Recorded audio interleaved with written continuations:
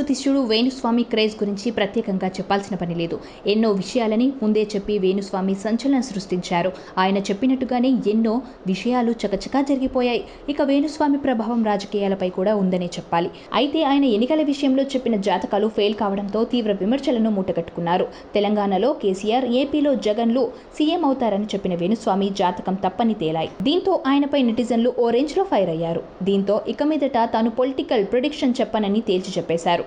అయినా సరే ఆయన మీద ట్రోల్స్ కొనసాగుతూనే ఉన్నాయి. కొందరైతే వేణుస్వామి ఎక్కడా అని పోస్టులు పెడుతున్నారు. ఈ క్రమంలో తాజాగా ఓ హోమంలో పాల్గొన్న వేణుస్వామి పలు విషయాలు పంచుకున్నారు. ఆంధ్రప్రదేశ్ ఎన్నికల ఫలితాల తర్వాత అందరూ విపరీతమైన ట్రోలింగ్స్ చేస్తున్నారు. ఎంత ట్రోలింగ్ జరిగినా నాకు నష్టం లేదు. ట్రోలింగ్ ఏమీ కొత్త కాదు. అలాగని నేనేమీ భగవంతుని కాదు. నేను చెప్పిన వాటిలో 100కి 99% సక్సెస్ రేట్ నాకుంది.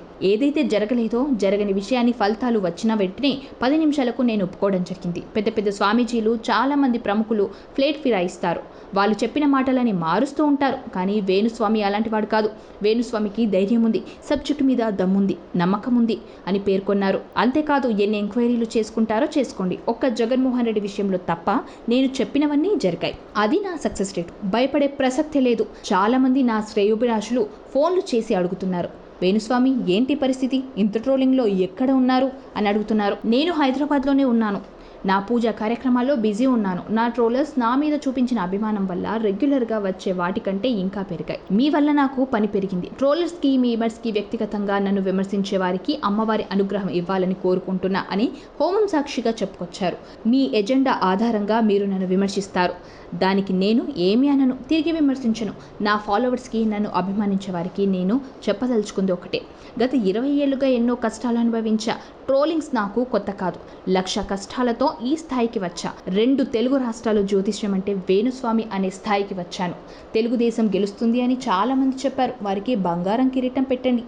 జరగని వాళ్ళని విమర్శించినట్టే జరిగిన వారిని మెచ్చుకోవాలి. కనీసం వాళ్ళకి 4 కిరీటాలు, గండ పేరుండాలు చేయించి సన్మానించండి అని తెలిపారు. తాను భయపడే ప్రసక్తే లేదని, అన్నింటికంటే ముఖ్యంగా ప్రకృతి సమాజాన్ని బ్యాలెన్స్ చేస్తుంది.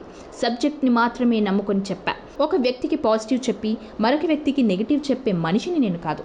నేను నమ్మిన సిద్ధాంతాన్ని అనుసరించి చెప్పడం జరిగింది. కాకపోతే గట్టిగా చెప్పడం జరిగింది. అందుకే ట్రోల్స్ చేస్తున్నారు. ఏదైనా నేను గట్టిగా చెబుతా. అయినా మీ వల్ల 100 కోట్లు ఖర్చు పెట్టినా దక్కని పబ్లిసిటీ నాకు దక్కింది. నేనేమీ బాధపడడం లేదు. ఫలితాల తర్వాత రోజే మీడియా ముందుకు వచ్చి తప్పు ఒప్పుకున్నాను. ఏదేమైనా నన్ను నమ్మే వాళ్ళు నమ్ముతారు, నమ్మని వాళ్ళు నమ్మరు. మరొక్కసారి నా ట్రోలర్స్, మీమర్స్కి అమ్మవారి ఆశీర్వాదాలు ఉండాలని కోరుకుంటున్నానని వేణుస్వామి స్పష్టం చేశారు. సబ్స్క్రైబ్ చేయండి. Please do subscribe to. Please like, share and subscribe to top Telugu TV. Top Telugu TV. Top Telugu TV.